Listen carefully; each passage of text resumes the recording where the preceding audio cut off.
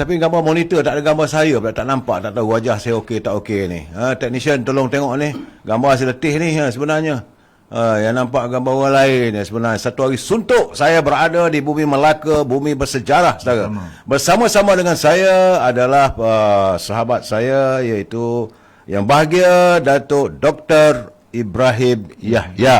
Salah sebut nanti dia marah. Datuk Dr. Ibrahim Yahya, ataupun kami panggil dia Datuk Dr. Tiger.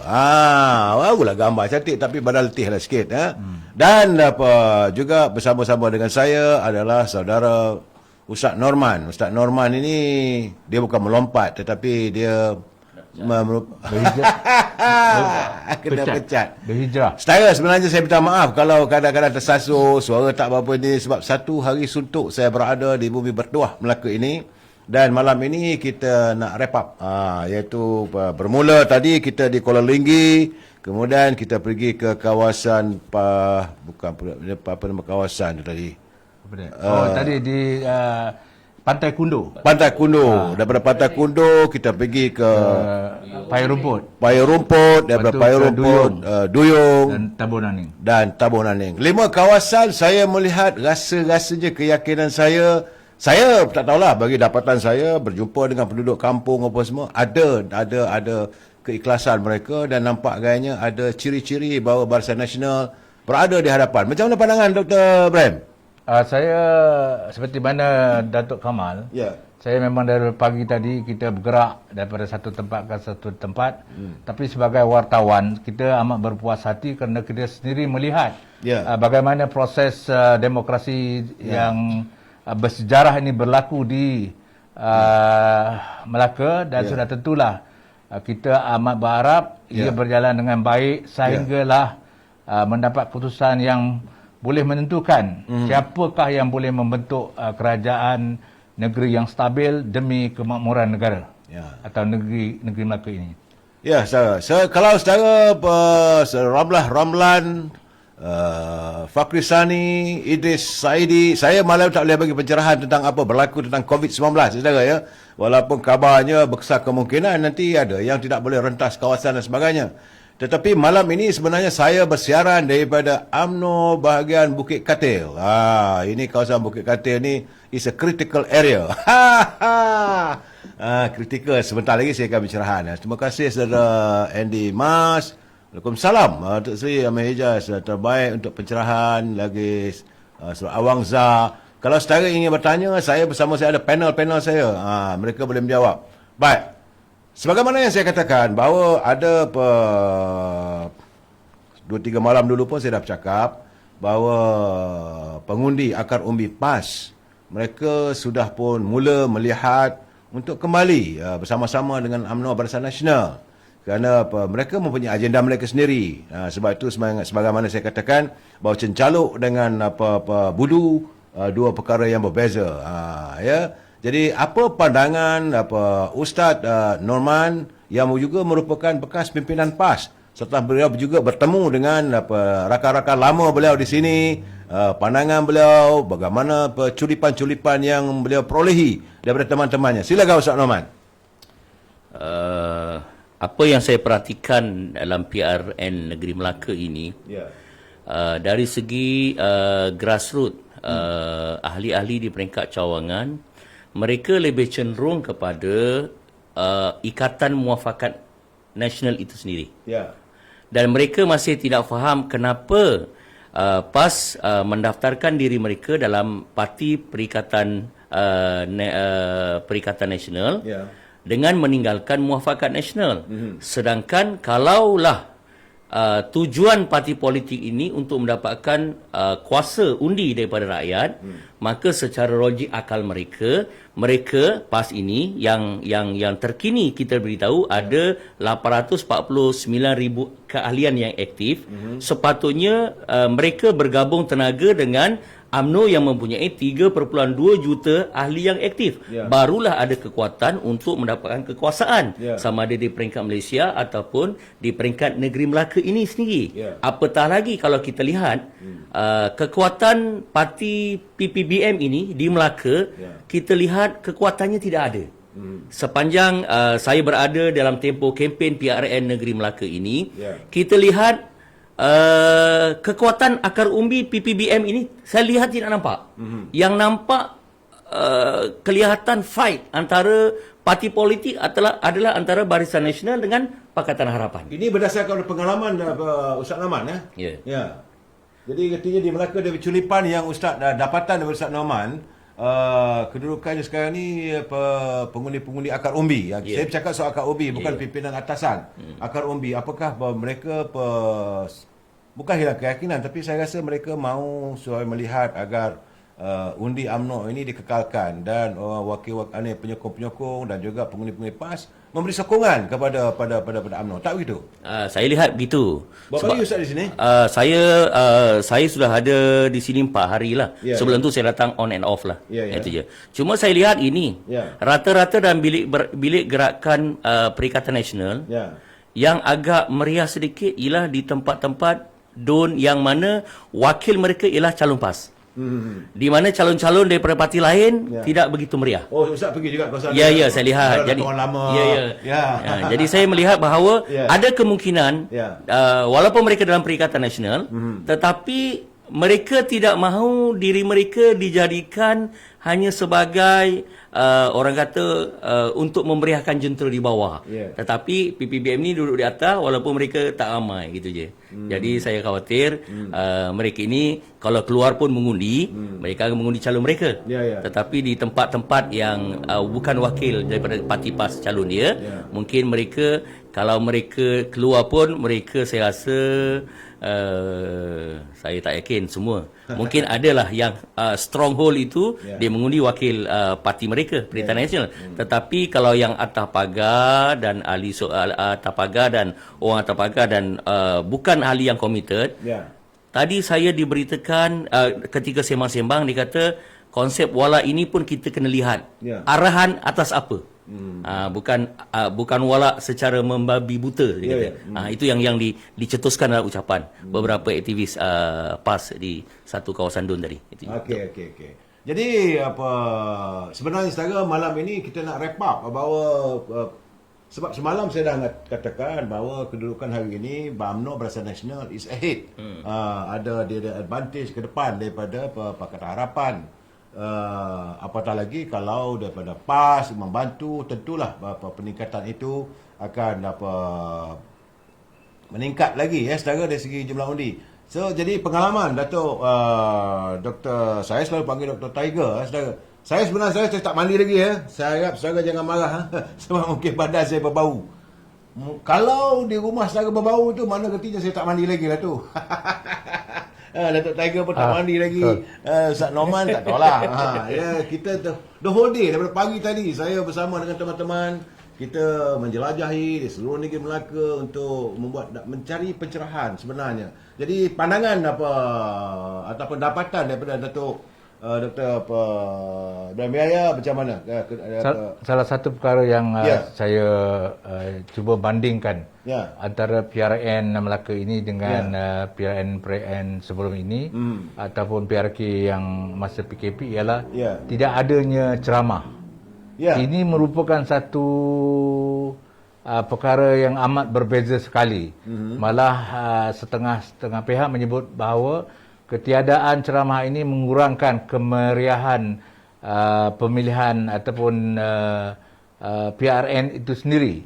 Tapi namun begitu saya melihat bahawa penggunaan media sosial begitu rancak sekali dan dapatan yang diberitahu oleh pihak-pihak yang membuat kajian menunjukkan bahawa ia seimbang antara Barisan Nasional dengan Pakatan Harapan. Sebab saya setuju sebenarnya pertandingan kali ini ialah antara Barisan Nasional dengan Pakatan Harapan dan bagaimana kita melihat peranan media sosial dari kedua-dua pihak ini bertungkul lumus untuk menunjukkan apa sebenarnya tawaran mereka kepada pengundi di negeri Melaka ini. Dalam hal itu mereka umpamanya macam BN dia menggunakan peluang yang diberikan di media-media sosial, terutama di Facebook, di Instagram, di Twitter, untuk menerangkan bahawa apakah yang dimaksudkan kestabilan demi kemakmuran.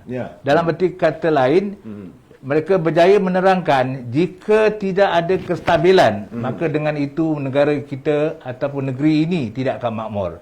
So dalam hal ini mereka berjaya menonjolkan bahawa pengalaman lebih 60 tahun Barisan Nasional telah berjaya mewujudkan satu keadaan yang mana harmoni, stabil, yang membolehkan semua kegiatan ekonomi berjalan dengan lancar.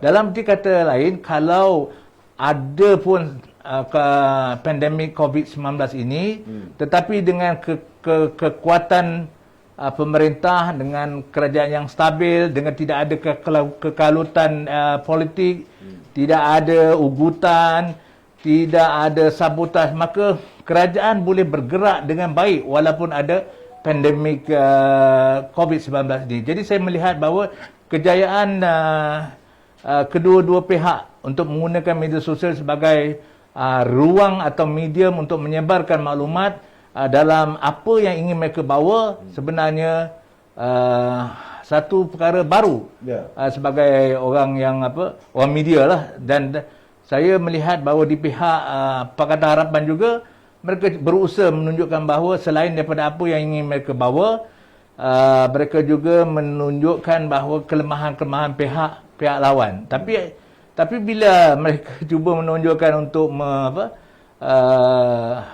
memotong ataupun menghapuskan tol di Air Keroh tu, ia menjadi satu tamparan dan menjadi jenaka di pihak netizen, kerana apakah ini satu lagi usaha untuk menipu rakyat ataupun mengelirukan rakyat ataupun menyebabkan rakyat akan sekali lagi tertipu. Yang saya sifatkan sebagai janji seribu mimpi. Betul. Jadi itulah dia antara perkara yang saya lihat dalam media. Hari ini kita belum lagi masuk bahagian ini pencerahan overall don by don ya. Jadi kita masih lagi overall dulu.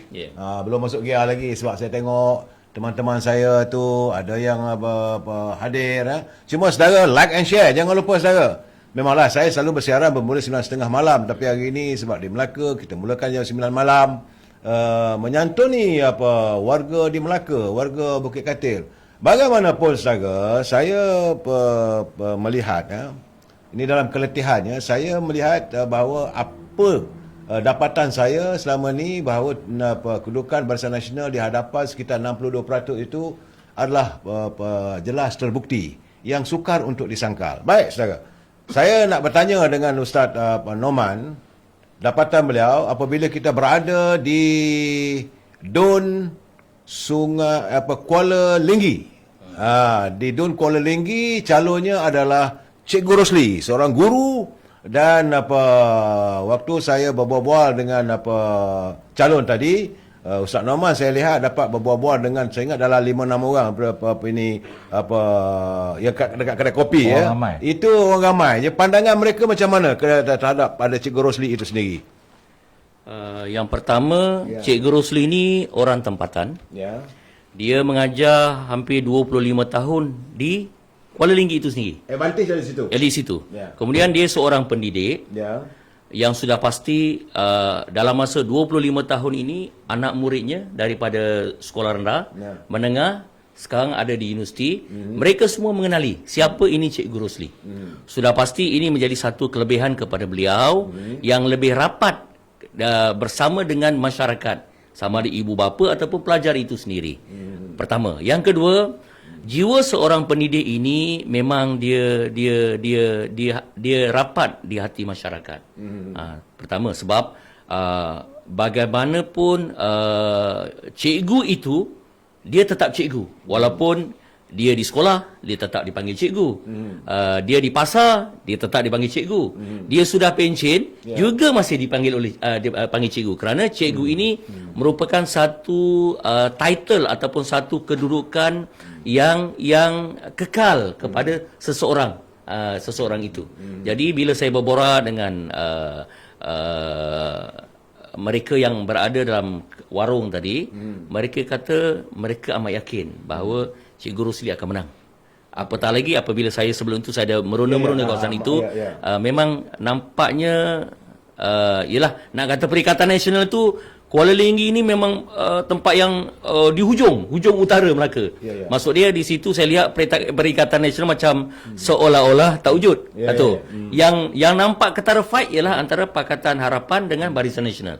Itu pun saya lihat dari segi poster dan bilik gerakan, saya nampak malap je Perikatan Pakatan Harapan ni. Itu je. Malap saja. Jadi malap ini mungkin satu PKR tidak kuat di sana. Apatah lagi mungkin PAN masih parti yang baru. Apatah lagi di situ kawasan majoriti tinggi Melayu, sudah pasti DAP tidak ada cawangan. Jadi saya lihat kepada calon kita Barisan Nasional Kuala Linggi, Cikgu Rosli, saya berdoa mudah-mudahan apa yang ada suasana pada hari ini akan berterusan sehingga pada hari 20 hari bulan hari Sabtu ini mengundi, insyaAllah Cikgu Rosli akan jadi yang berhormat Adun Kuala Linggi, insyaAllah.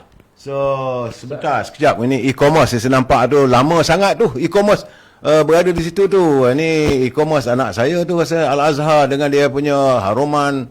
Jadi katanya kepada mereka yang melanggar 16 orang pertama ada cabutan bertuah, dapat minyak wangi percuma ya. Jadi lain-lain tu saya tak dapat tengok lagi. Saya harap selepas ni e-commerce bolehlah ini kita turun naik sebab saya nak baca pula apa komen player-player lain.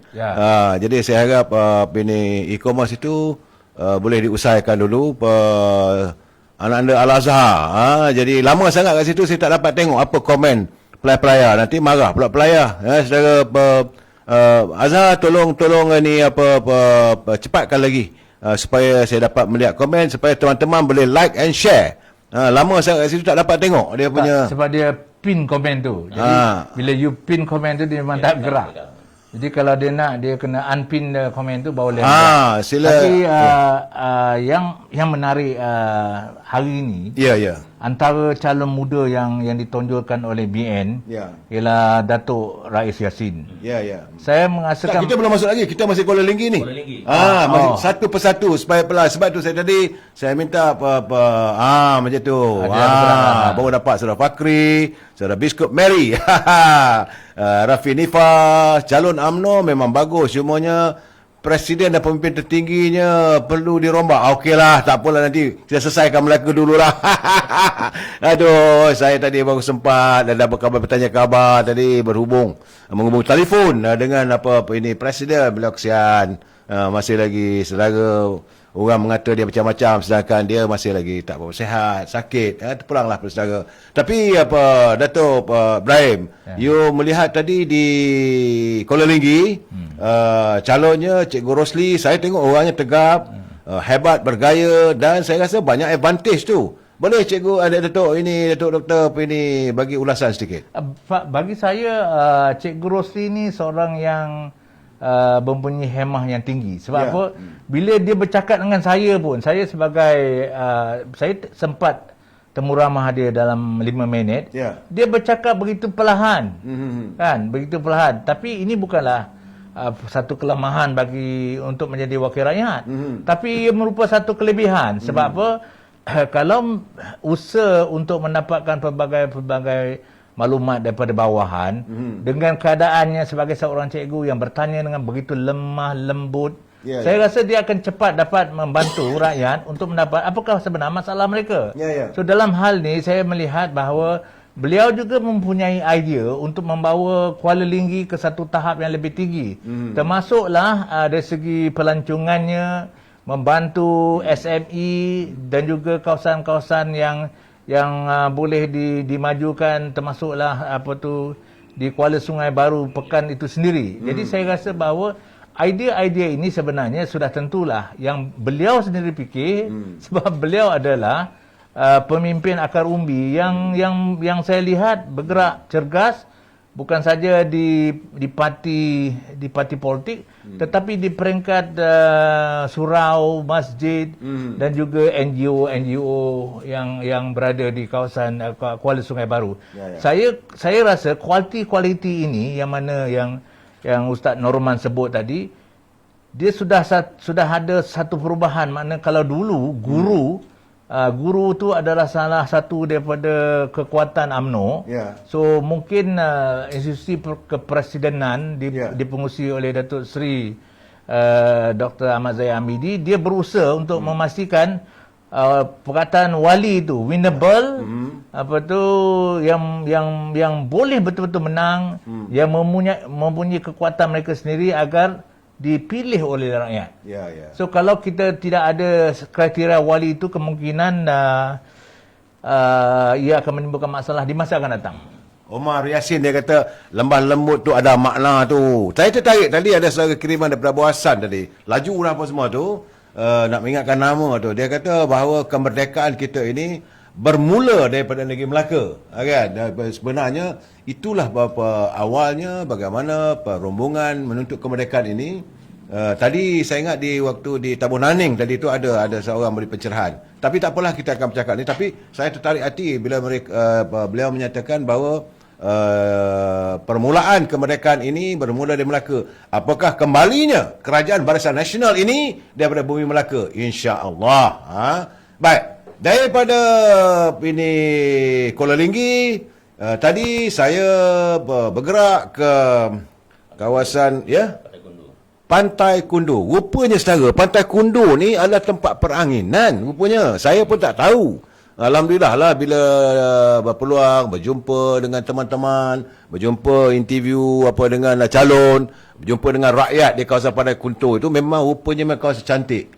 Memang terserlah Selat Melaka itu indah ya. Jadi sewaktu di Pantai Kundur itu, saya melihat calon ketua wanita cawangan, dan beliau merupakan ini adalah pertarungan antara ketua wanita dengan ketua cawangannya sendiri. Dua-dua antara ini. Jadi agak menarik. Dan pandangan Datuk Norman macam mana tentang kedudukan di Pantai Kundur? Pantai Kundur ini BN menampilkan calon wanita, wakil daripada wanita.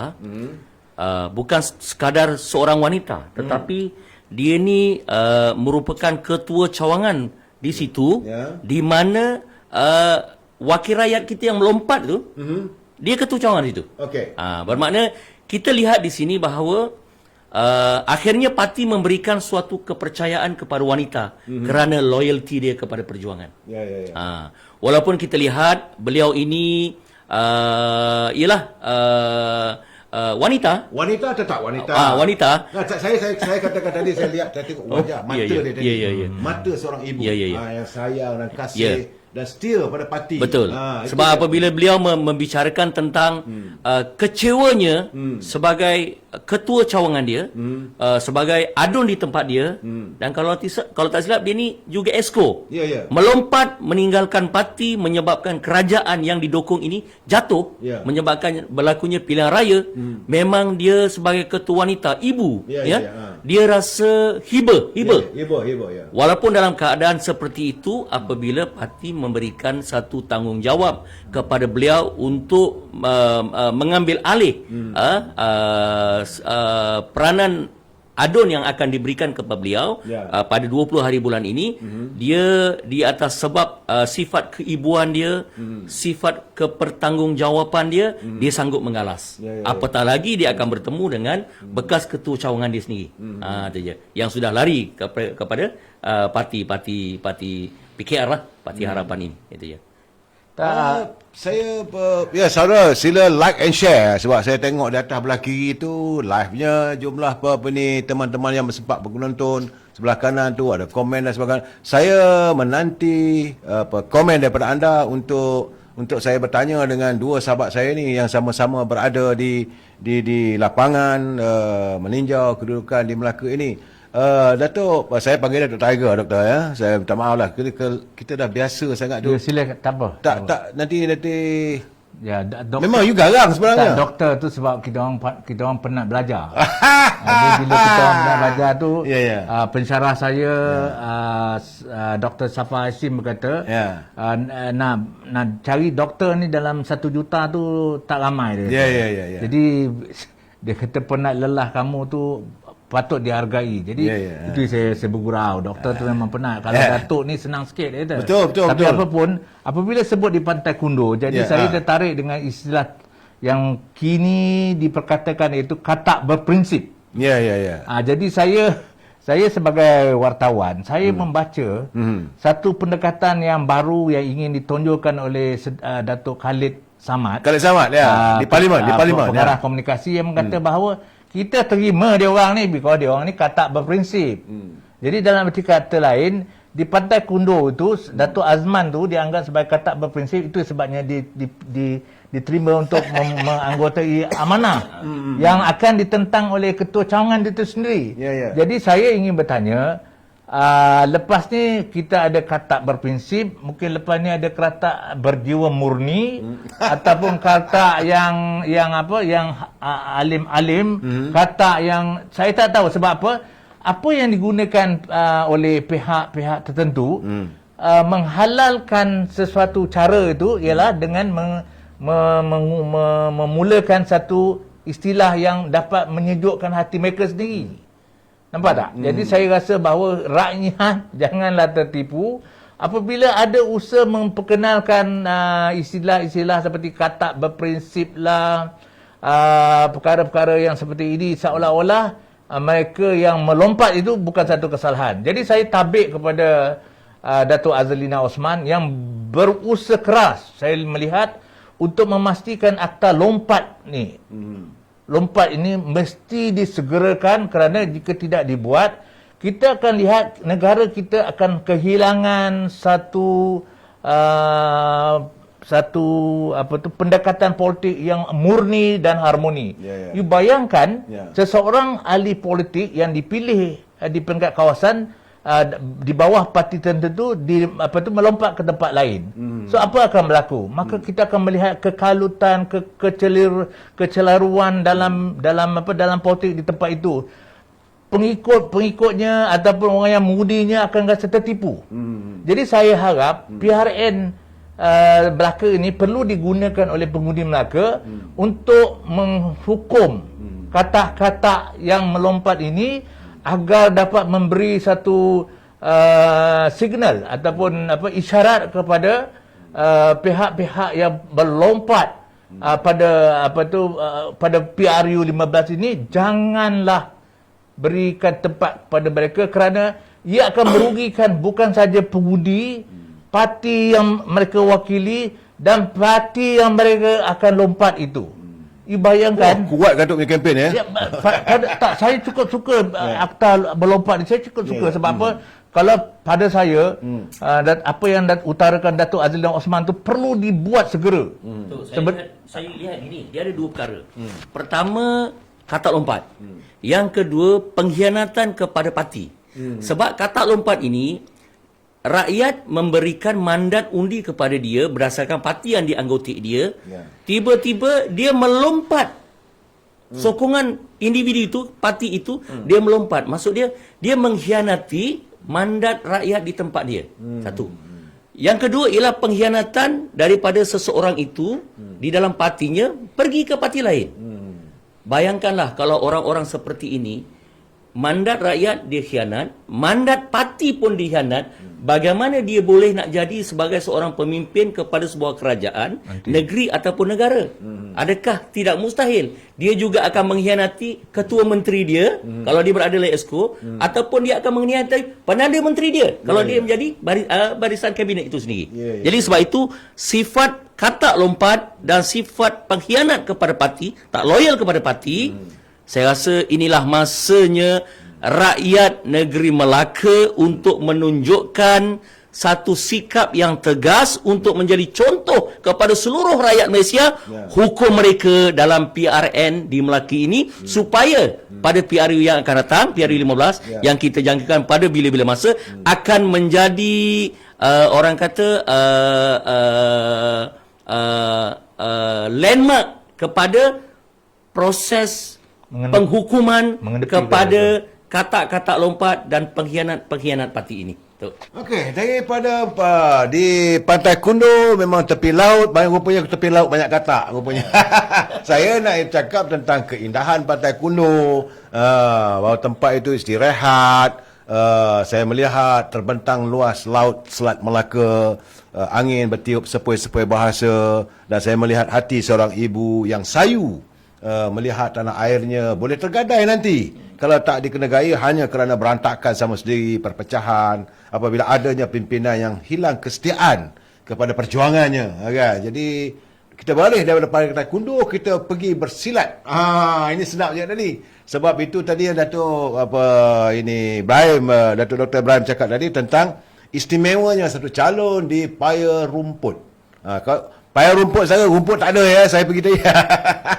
Saya ketawa tadi tu. Sebab saya kata mana rumputnya? Rumputnya ada di padang tu. Bukan kita tak ada paya, ada rumput dan sebagainya. Rupanya ia adalah seperti kalau kita pergi di Kuala Lumpur tu, adalah seperti sekitar kawasan bangsa. Kedudukan di Paya Rumput itu penduduknya ada pelbagai kaum, tetapi saya nampak semangat juang Ketua Pergerakan Pemuda, malahan beliau adalah merupakan warisan sebab bapanya juga adalah bekas esko kerajaan negeri, dan saya nampak orangnya begitu berhemah. Ini bukan baik ada makna tu. Tak ada saya. Tadi saya tengok ada teman kita bercakap baik ada makna. Ini tidak. Ini saya nampak saudara Rais begitu nyata, begitu jelas dia punya keikhlasannya untuk meneruskan perjuangan dalam pergerakan pemuda. Jadi saya minta komen daripada Dr. Tiger tentang saudara Rais ni secara keseluruhan. Bila saudara doktor tengok tadi secara individu berterus terang, sebab beliau sebenarnya rupa adalah itu saya akan nak tanya dengan Ustaz Norman tadi, sebab beliau juga merupakan setiausaha kepada Muafakat Nasional. Tapi saya nak bertanya kepada Dr. Tiger, you melihat dari sisi personality secara peribadinya anak muda ini. Silakan Dr. Ibrahim. Sebelum saya meneruskan hujah ataupun perkara yang ingin disampaikan, sebenarnya untuk orang-orang bukan Melaka, payung rumput ni ada 3 di Melaka. Satu payung rumput Mayit Tanah, satu payung rumput Sungai Udang, satu lagi payung rumput Alor Gajah. Ada 3 payung rumput? Ada 3. Okay. Sebab orang Melaka bila dia jumpa payung dan rumput, kita namakan payung rumput lah. Sebab saya adalah dari payung rumput Mayit Tanah. Jadi bila orang kata, oh you duduk di payung rumput, oh Don payung rumput, bukan. Maksud dia Don payung rumput terletak di Sungai Udang. Itu kena faham. Kalau nak kahwin dengan orang payung rumput, kena tanya payung rumput Mayit Tanah ke, payung rumput Sungai Udang atau payung rumput Alor Gajah. Oh, ada 3 payung rumput. Ada 3 payung rumput. Asyik baik tak ada 4. Tapi tak cukup kotak. Apapun, apabila menyebut mengenai calon BN payung rumput ni, saya melihat bahawa satu perkara yang unik pasal calon ini. Saya selalu bertembung, berlaga bahu dengan dia. Tapi saya tidak pernah memikirkan dia seorang yang ada pendidikan agama daripada Al-Azhar. Sebab perwatakan dia tu sendiri sebagai orang biasa. Biasa tu maksud dia biasa je ada janggut macam saya ada janggut sikitlah. Tapi dia clean dan setengah orang panggil dia Ustaz Rock. Oh, Ustaz Rock. Jadi pada saya maksud dia apa yang dia ingin bawa ialah perwatakan yang ingin dibawa ialah seorang pemimpin yang mempunyai ilmu tetapi harus digunakan untuk keadaan-keadaan tertentu. Bukan maksud dia bukan untuk menunjuk-nunjuk. Kalau saya seorang ustaz, saya akan keluarkan fatwa tertentu mengikut suka hati saya. Istilah yang dikata katak prinsip tu keluar fatwa lah tu, because itu Syekh Khalid Samad yang keluarkan perkara tu kan. Jadi saya Maizai Zaimah dia kata paya rumput Masjid Tanah banyak katak. yang itu akan dihadapi oleh di Don Tanjung Bidara lah. Tanjung Bidara. Itu tak, sebab saya di dalam media sosial banyak yang mereka menyebut pasal katak di Tanjung Bidara. Jadi saya tak mau sebut siapa-siapa, tapi bila saya melayari media sosial, banyak disebut katak, banyak disebut perkara-perkara khianat yang mana Ustaz Norman sebut. Jadi orang macam Datuk Rais ni perlu diketengahkan, perlu dipilih sebagai wakil rakyat. Bukan saja ataupun aset kepada UMNO, tapi sebenarnya aset kepada orang Melayu dan Malaysia. Orang yang ada berpendidikan Al-Azhar, berminat dalam politik dan dalam usia muda mencuba atau diberi percubaan, diberi ke peluang untuk menjadi calon dalam PRN Melaka. Saya berharap, saya berdoa orang seperti ini akan dapat diberi tempat di masa akan datang. Saya cuma masa dalam interview tadi saya tak tanya dia, you minat nak jadi PM tak? sebab orang yang macam ni, yang berpendidikan agama ini, kalau mereka benar-benar melaksanakan apa yang mereka ikuti, benar-benar apa yang mereka hayati, apa yang mereka belajar utama macam di universiti, apatah lagi dalam bidang syariah, mereka akan dapat membawa masyarakat dan negara ini ke arah yang lebih baik, bukan menggunakan agama demi kepentingan mereka sendiri. Saya ingat Ustaz Norman boleh berhujah dengan saya perkara itu, sebab saya tak nampak bagaimana PAS yang pada satu ketika begitu baik dengan UMNO, menubuhkan muafakat nasional. Mungkin ketika itu mereka susah, tapi bila mereka sudah berada dalam Perikatan Nasional, mereka sudah istilah ada syok atau sedap, mereka lupakan UMNO.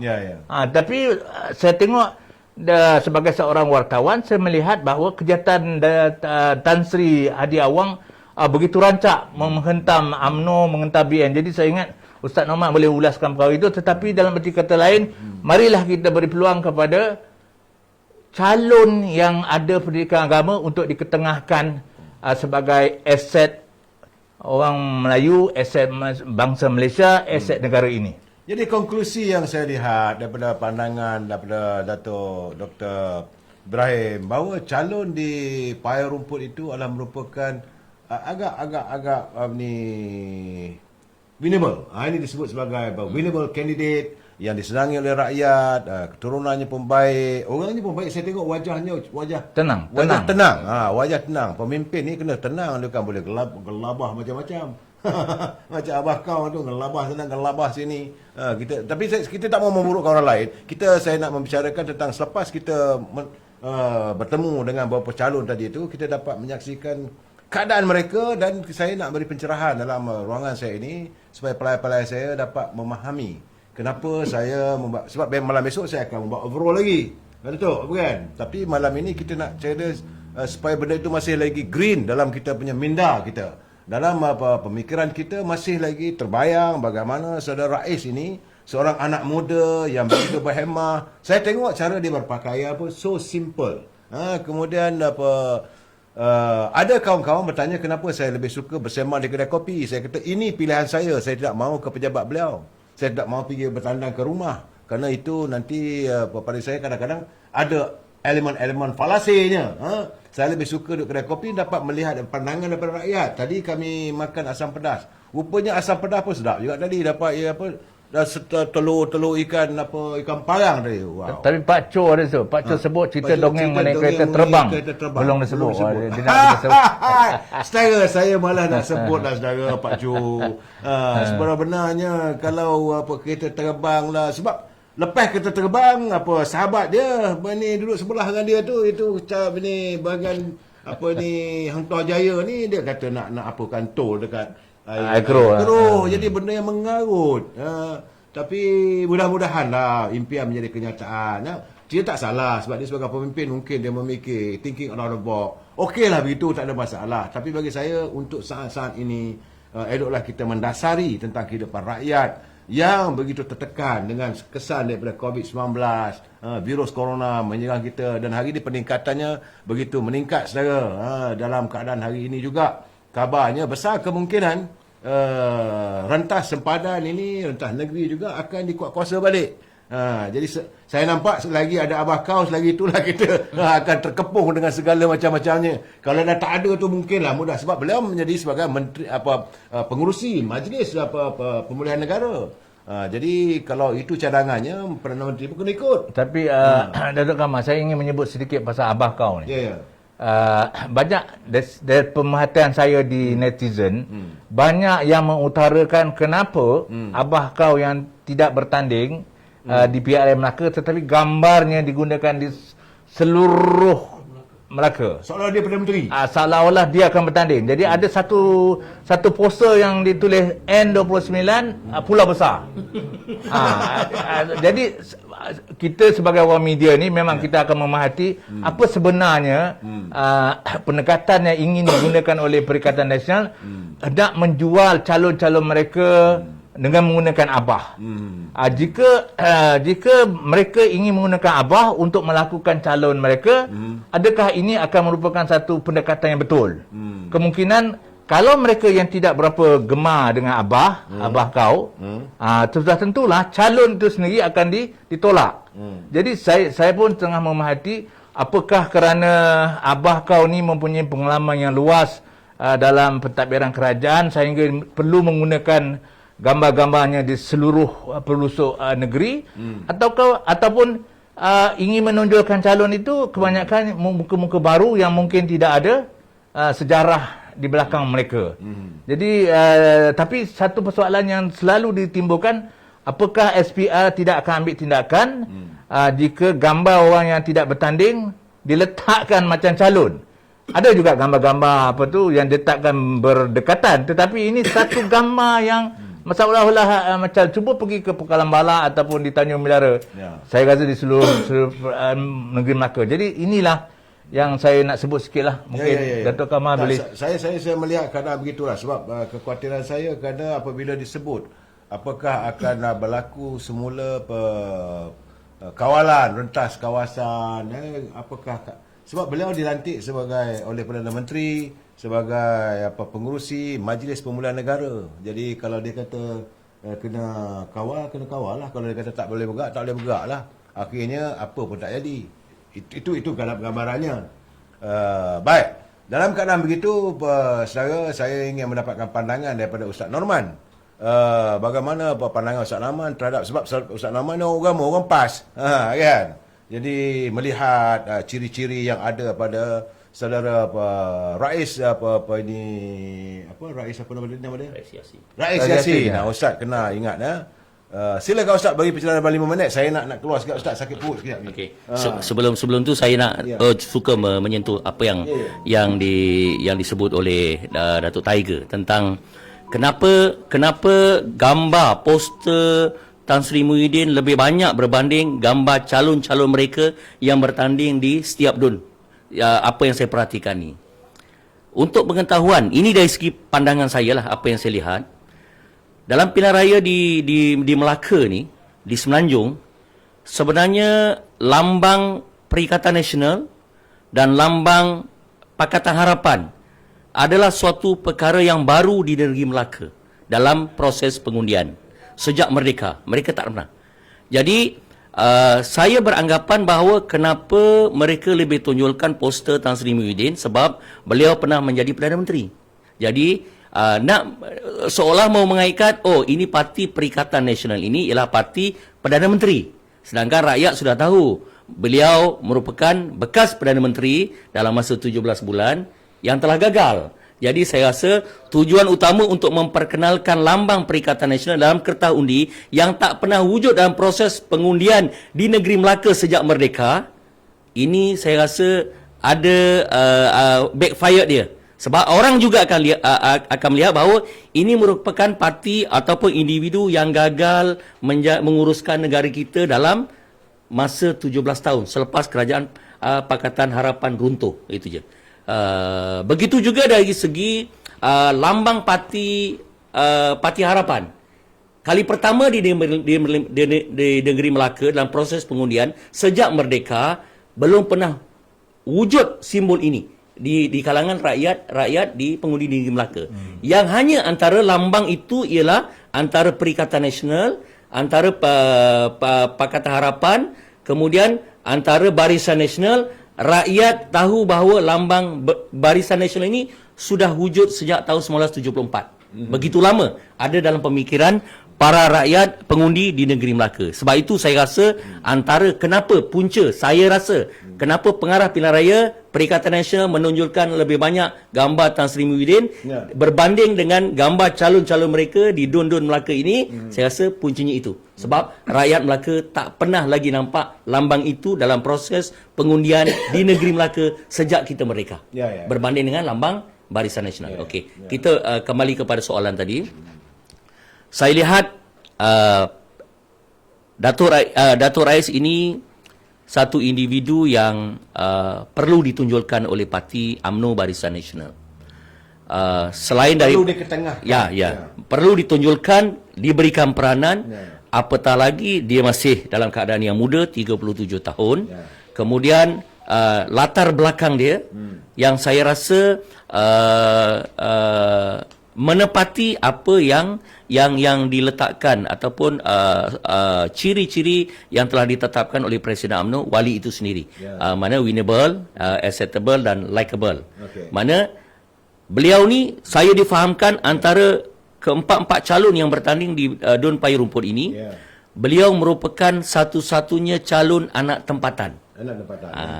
Dan anak tempatan bukan setakat anak tempatan. Dia lahir di situ, dia membesar di situ, dia belajar dulu sekejap di Damsyik, kemudian dia ke Al-Azhar, kemudian dia balik duduk di Dun Payung Rumput. Maksud dia hebat. Bukan saja sekadar dia lahir, belajar, membesar, belajar kembali di tempat itu, tetapi ayah dia merupakan bekas esko. Rakyat di situ kenal. Bukan sekat di kampung itu sendiri, tetapi di seluruh negeri Melaka mereka kenal siapa Datuk Rais ini, siapa Datuk Muhammad Yassin ini, keluarga mereka ini. Jadi saya rasa peranan dia, kepribadian ini harus diketengahkan dan diberikan peluang oleh UMNO, apatah lagi oleh rakyat di situ. Dan saya ingin menyentuh Saudara Jamal Nasir. Saya tengok Saudara Jamal Nasir. Saya berkali-kali berpesan Saudara Jamal Nasir. Saya harap teman-teman pelayar saya, kita nak bercakap soal pemimpin boleh, tapi jangan kita tuduh parti. Jadi jangan kita sebab UMNO perasuah, UMNO itu, UMNO ini. Saya rasa tak adil lah. Kita harus bersikap adil. Saya cuba bersikap adil. Saya tadi waktu di Tabuh Naning tadi pun saya bercakap dengan orang daripada parti Pakatan Harapan, daripada Amanah. Saya cuba seadil mungkin. Tapi saya harap pelayar-pelayar saya juga adil lah pada parti saya ini. Jangan tuduh parti saya. Saudara boleh tuduh individu. If you are real gentleman, kalau betul-betul berani, tuduh siapa dia. Kena kalau ada ni buat ni laporan polis ke apa semua, itulah cara kita. Tapi tiba-tiba kata UMNO ni parti perasuah. So saya minta maaf saya memotong tadi tu bukan pasal apa. Sebab kita ni kadang-kadang waktu sentiasa menghambat kita. Ini baru kita cakap tentang Payung Rumput. Sebab kita sekejap lagi tadi kita pergi ke mana tadi? Duyung. Duyung pun satu. Sebab waktu di Duyung tadi Ustaz, saya bercakap dengan masyarakat yang tinggal di situ. Dia berbicara begitu jelas dan nyata. Dia berlasah je. Dia kata kalau pemimpin tu mesti menepati janji. Tapi harapannya supaya UMNO, pimpinan UMNO dapat meneruskan kesinambungan perjuangan. Itu yang saya suka sangat. Dan saya lihat tadi calon daripada Duyung tadi itu Saudara Helmi. Saudara Helmi begitu tenang. Saya hari ni dia terperangkap juga dah calonnya hari ni. Depan-depan dia kena dijelaskan. Tapi saya melihat kesemua mereka bersetuju dengan saya bahawa warga Duyung juga sayangkan Helmi, mahu supaya Helmi ini menang. Jadi boleh Ustaz bagi pandangan sikit. Jangan cerita pasal rumput je Ustaz ni. Okay. Duyung ni calon pemuda orang muda. Saya lihat saya mengandaikan gini. Duyung ini yang bertanding di peringkat Parti Perikatan Nasional ialah, kalau tak silap saya, Pesuruhjaya PAS Negeri Melaka itu sendiri. Ya. Cuma saya melihat gini. Kalau ahli PAS akan memberikan undi kepada calon mereka wakil PAS, mewakili Perikatan Nasional, saya rasa undi yang diberikan itu tidak mencukupi untuk calon mereka menang.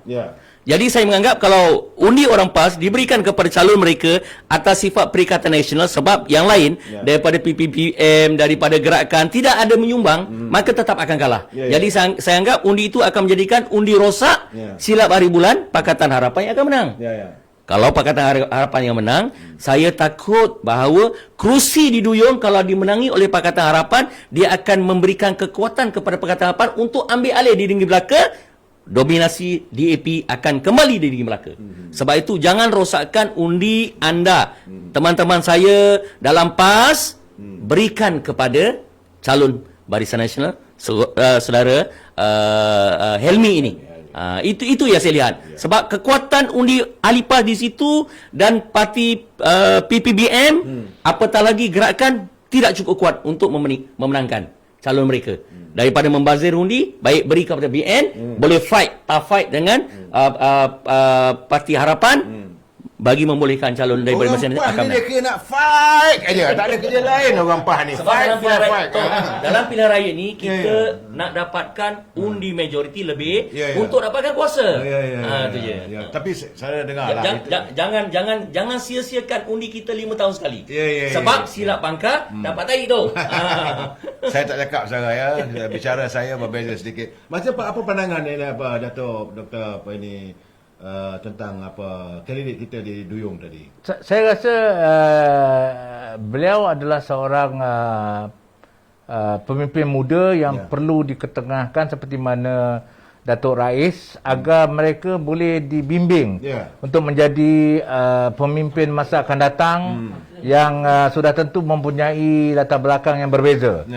Sudah tentu mereka akan menjadi pemimpin yang disebut yang melalui pandemik COVID-19 yang mengetahui bagaimana sukarnya rakyat apabila dikurung selama 2 tahun bukan kerana saja-saja tetapi kerana untuk menjaga kesihatan mereka dan kesihatan keseluruhan. Jadi maknanya golongan-golongan muda ini sudah tentulah mereka mempunyai pengalaman ini yang boleh digunakan pada masa akan datang agar mereka dapat merencanakan perkara-perkara yang baik. Saya nak sebut bahawa apakah perkara yang perlu dilihat jika keadaan pandemik COVID-19 ni berlaku pada masa akan datang. Jadi dengan pengalaman-pengalaman mereka ini, dari muda lagi mereka telah mengetahui dan mengalami perkara ini, agar apabila mereka menjadi pemimpin yang akan datang, sama juga macam sekarang, dulu mereka berada di peringkat pemuda, kemudian di aliran perdana, mereka dapat memikirkan pendekatan terbaik untuk memastikan bahawa rakyat tidak tertekan apabila berlakunya pandemik 19. Jadi saya ingat penduduk Duyung seperti mana yang Ustaz sebut, orang-orang PAS, kalau rasa bagi semua orang PAS bagi kepada Pesuruhjaya PAS negeri, saya rasa tidak cukup. Jadi ambillah undi itu bagi kepada Helmi supaya Helmi itu menang mewakili mereka yang akan mendapat faedah pada masa akan datang. Okey. Daripada Duyung kita berangkat ke pergi Tabuh Naning tadi ya. Ya, betul. Tapi Tabuh Naning tadi saya terperanjat juga sebab saya bila duduk berbual-bual rupa-rupanya Tiger punya penyokong amanah. Saya sebab itu saya kata saya memberi kebebasan semua, it's a free, mereka boleh menyatakan apa sahaja pandangan mereka. Jadi sebelum saya dapat wawancara dengan calon Saudara Abdul Aziz Zulkifli. Saudara Muhammad Zain. Jadi ada 3-4 orang. Cuma saya lihat tadi apa yang dilontarkan oleh 3-4 orang yang duduk di kedai kopi tadi tu, dia kata sebenarnya bukan soal calon di kawasan itu. Pada dia nakkan ketua menteri saja. Isunya pada dia ketua menteri. Jadi saya kata kalau ketua menteri kena menangkan semua. Dia kata itulah, dia kata ada harap-harap ajalah katanya. Sebab bila saya beritahu dekat dia, saya kata bukan senang. Dia nak ketua menteri itu daripada Tabuh Naning. Jadi dia nak orang PA tu jadi ketua menteri. Tak, dia nak adli. Dia nak adli. Tak, kita menerima hakikat bahawa adli pun tak ada cacatnya, ya. Tetapi masalah sekarang ni, bolehkah amanah itu memenangi lebih daripada 15 kursi? Itu masalahnya. Tapi kita UMNO bertanding, kita bertanding sebanyak 22 kursi. Okey. 20 kursi. Jadi insya-Allah kalau kita menang 17, makna kita dominan. Itu yang saya katakan tadi. Jangan kita ulangi bila parti itu tidak dominan, Datuk. Okey, sebagai konklusi, sebab tadi kita di tabunan itu hari pun sudah senja. Ya, betul. Dan pasar malam pun sudah mula membuka medan selera. Saya dapat makan tapai tadi. Manis tapanya. Dan manis-manis rupanya orang-orang di Tabuh Naning. Ini ya, Tabuh Naning itu orang Naning asalnya lah, keturunannya ya. Jadi untuk kita pengakhiran kita, saya punya pandangan begini Datuk. Saya merasa yakin bahawa pengundi-pengundi akar umbi PAS ya, mereka lebih mau melihat bahawa UMNO Barisan ini boleh mencapai kejayaan dan Perikatan Nasional tidak akan mendapat langsung satu kursi pun kerana harapan mereka dapatlah dibina semula Muafakat Nasional. Itu saya dapat dapatan saya dan beberapa YDP kawasan mereka menyatakan bahawa mereka amat mengharapkan tentang Muafakat Nasional. Boleh Ustaz Norman ulas sedikit tentang Muafakat Nasional? Saya pun tak tahu sebab Ustaz ni saya nak tanya sebab ini orang PAS kan, pandangan Ustaz akar umbi ya. Muafakat Nasional merupakan suatu kejayaan yang dicetuskan oleh Datuk Seri Dr. Ahmad Zahid Hamidi bersama Tuan Guru Tan Sri Haji Abdul Hadi Awang, Presiden PAS itu sendiri. Cetusan itu, gelombang itu merupakan suatu kegembiraan kepada orang Melayu khususnya, orang Islam di Malaysia, setelah berpuluh-puluh tahun berhadapan antara UMNO, parti dominan Melayu, dengan parti PAS, dulu serpihan ataupun yang lahir daripada perut UMNO itu sendiri, berpecah, kemudian dapat disatukan setelah hampir 30 tahun lebih, selepas daripada tahun 78 dulu, kembali bertaut, bagaimana hibanya, gembiranya orang Melayu Islam ini. Tetapi apabila kerajaan PH ini jatuh, saya diberitakan Datuk Seri Abdul Hadi Tan Sri memujuk kepada Presiden UMNO untuk bergabung kuasa dengan PPBM supaya membentuk sebuah kerajaan campuran. Dan apabila berlaku pilihan raya yang ke-15, kita berada, maksud dia UMNO dan PAS berada di pihak kerajaan. Tetapi apabila berlakunya kerajaan campuran ini, kita lihat, sedar ataupun tidak, saya lihat PAS ini sudah dipermainkan oleh PBBM. Diambil kesempatan tanpa sedar, menyebabkan akhirnya Muafakat Nasional ini yang suatu gelombang ataupun suatu kesedaran di kalangan pendukung dan akar umbi PAS dan UMNO ini bergabung tenaga ini, tiba-tiba mula dihancurkan sedikit demi sedikit seperti anai-anai yang memakan akar umbi di peringkat kesetiaan dan kemuafakatan ini. Sebab itu saya lihat, kalau ahli PAS boleh membuktikan kepada pimpinan mereka bahawa tindakan mereka ini menggabungkan diri dalam Perikatan Nasional dan Perikatan Nasional gagal dalam PRN Negeri Melaka ini, sudah pasti ia akan menjadi satu gelombang baru kepada orang PAS dalam muktamar yang akan datang. Hei, kena fikir taktik yang kita ambil secara muwajah silmiah kali ini bersama Perikatan Nasional sebenarnya akan merosakkan lagi kekuatan orang Melayu, orang Islam yang majoritinya di Malaysia ini. Kalau ia gagal dibentuk sekali lagi, saya yakin dan saya percaya, dan saya yakin akar umbi PAS juga percaya, DAP akan menguasai semula kerajaan Malaysia melalui proksi-proksinya dalam Pakatan Harapan. Semangat jebat dia kata, sudah ku tenung, sudah ku telik, Barisan Nasional menang di Melaka. Mudah-mudahan secara telik lah secara. Okey, bagaimana pula dengan pandangan apa Dr. Ibrahim sebelum saya nak conclude ni, sebab sebenarnya saya letih lah sangat. Sila.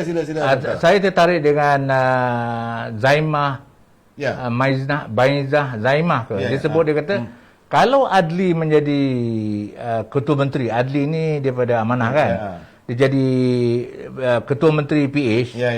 Dia sebut situ, dia sebagai orang biasa, saya tak tahulah siapa dia, tapi dia sebagai orang biasa yang ingin mengutarakan pandangan dia. Dia kata kalau Adli jadi Ketua Menteri PH, DAP sebenarnya yang akan menguasai Melaka. Seperti sebelum ini. Tak, dia kata remote tadi. Ya, betul. Jadi pada saya sebagai orang yang melihat perkembangan politik selama lebih daripada 40 tahun, saya melihat perkataan yang Datuk Kamal sebut dominan tadi itu penting. Saya melihat jika tidak ada parti yang dominan di Malaysia ini, maka kita akan kelam kabut lah. Tak pernah dalam sejarah hidup saya, dalam masa yang singkat, ada tiga Perdana Menteri. Jadi oleh itu, saya rasalah, dalam banyak-banyak parti-parti yang boleh menjadi dominan ialah Parti UMNO. Sebab apa? Benda ini telah terbukti sejak zaman selepas mereka dan pada zaman Tun Razak sendiri, jika ada parti yang dominan, dominan bukan maknanya menguasai, dominan maksudnya yang menjadi tulang belakang kepada kerajaan, kita akan melihat kerajaan itu akan stabil. Dalam arti kata, tak ada adanya ugutan, tidak ada adanya sabotase, tidak adanya merajuk, tidak adanya tarik sokongan. Jadi perkara ini penting. Bagi saya, ini yang harus ditunjukkan oleh pengundi yang bijaksana di Melaka. Pastikan satu parti menjadi dominan, dan tentulah Parti Barisan Nasional harus menjadi dominan agar mereka dapat memerintah dengan stabil. Kalau tidak dominan, macam itulah. Bayangkanlah pada 20 hari bulan ni 14 BN, 14 PH. Apa akan jadi? Tidak ada.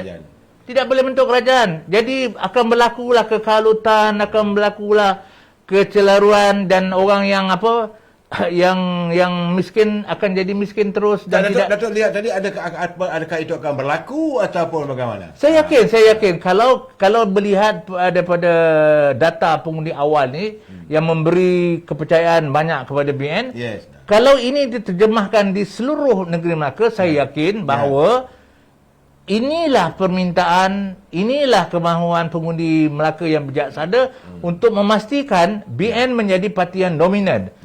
Jangan risau bab nak menguasai, bab nak menjaga perkara-perkara yang membuat perkara, sebab kita ada media sosial. Sekarang ni you buat sikit saja perkara akan disiarkan di media sosial. So maksud dia, pengawalan di peringkat media itu telah melebihi daripada pada zaman saya muda-muda dulu. Kalau masa muda saya tu kita tengok media perdana, ataupun surat layang, surat layang, ataupun tabloid. Bukan ni surat-surat yang dimasukkan dalam post box tu. Surat berantai. Surat berantai. Tapi pada zaman sekarang tak perlu tu semua. Kita tengok dah handphone ni dah ada cerita. Dah ada macam-macam cerita. Maksud dia split second. In split second, maknanya kalau ada orang yang tak betul-betul buat kerja dengan baik, mereka akan diadili di media sosial dan dibongkarkan oleh pihak-pihak tertentu, kerana inilah pengawal yang sebenarnya dalam media sosial. Dalam arti kata sebenarnya mereka tak, orang yang buat jahat ni tak boleh lari lah. Kan? So bagi saya, apa yang ingin saya nyatakan di sini, perkara mengenai dominan ni perlu dipikir semasak-masaknya. Pengundi di Melaka yang bijaksana, pilihlah sebuah parti yang betul-betul dominan agar negeri Melaka ni boleh diperintah dengan baik. Nampak tak? Nampak tak? 60 tahun yang Barisan Nasional wujud dengan melaksanakan pemerintahan yang harmoni kerana ada kestabilan tu. Kalau tak ada kestabilan ni, tengoklah tukar. Saya tak terkejut kalau lepas ni ada tukar lagi Perdana Menteri. Saya tidak terkejut. Maksudnya sebab tidak ada kestabilan politik. Itu saja. Saya melihatlah, saya sebenarnya rasa kadang letih, kesian pada warga bangsa kita yang begitu merintih memohon agar pengeluaran wang daripada kumpulan simpanan pekerja ini dirayu saban hari, sedangkan Menteri Kewangan itu bukan datang daripada UMNO Barisan Nasional, saudara. Inilah sebabnya yang dimaksudkan oleh Datuk Tiger tadi, bahawa kalau kita dominan, kalau UMNO itu dominan, kita boleh buat keputusan. Sekarang ni nak minta moratorium pun daripada Menteri Kewangan. Kalau Menteri Kewangan tak bagi green light, itu masalahnya. Tapi begitu juga di Melaka ini, sebab itu apa yang disarankan oleh Timbalan Presiden UMNO, dia mau melihat bahawa kedudukan politik di Melaka ini kembali stabil, di mana UMNO menjadi dominannya, supaya kita dapat menceriakan lagi suasana supaya kegemilangan lagi Melaka. Menteri Kewangan itu tak ada parti tu. Tak ada parti pula lagi. Dia tak ada siapa yang presiden Tapi parti. kabarnya di PBM. Oh, ya ke? Dia dia parti. tak istiar lagi tu. Dia sebab tak beristiar. Biasalah tu mereka orang PBM je tu lah. Kalau dia ahli PPM, bermakna presiden PPM tu dia tidak mengarahkan kepada dia untuk keluarkan 10,000. Itu. Bermakna kita nak tunjukkan bahawa parti PPM inilah yang mengalang supaya KWSP memberikan rakyat mengeluarkan 10,000 one off untuk memulakan Ya, Presiden PBM itulah yang melantik beliau dah berteruskan. Ini abah kau yang banyak poster ni. Bagi saya tidak mau membuat tuduhan yang melampau, tetapi kadang-kadang geram juga bila rakyat seolah pengemis di bumi sendiri, minta nak keluarkan duit sendiri pun tak boleh dan sebagainya. Tapi bagi saya lah, apa-apa pun yang paling penting adalah dominasi kuasa politik itu perlu berada di tangan kita, yang kita mentadbir bukan sesuka hati. Tapi macam mana kata Datuk Tiger tadi, bahawa hari ini tidak ada kerisauan lagi kalau ada berlaku kepincangan, dia berlaku split second saja. Kita banyak rakyat dapat tahu. Jadi hari ini wartawan-wartawan tanpa nama, wartawan-wartawan tanpa masa sentiasa bergerak. Saya merasakan miang wakil rakyat akan datang ataupun pemimpin politik akan datang ini. Jadi saya dalam keadaan kelesian-kelesuan ini, saya membuat konklusinya daripada 5 kawasan yang saya pergi tadi, saya melihat bahawa Barisan Nasional, UMNO Barisan Nasional berada di hadapan 67% hari ini. Semalam saya bagi 62, hari ini 67%. Bagaimana Tok? Saya rasa lebih kurang begitulah. Macam mana Datuk Norman? Saya juga setuju. Okey, saudara, dengan 67% UMNO Barisan di Melaka insya-Allah akan kembali memerintah dan kita jumpa lagi malam besok. Wabillahi taufiq wal hidayah. Assalamualaikum warahmatullahi taala wabarakatuh. Selamat malam. Terima kasih Datuk Tiger. Terima kasih Tuan Haji Norman.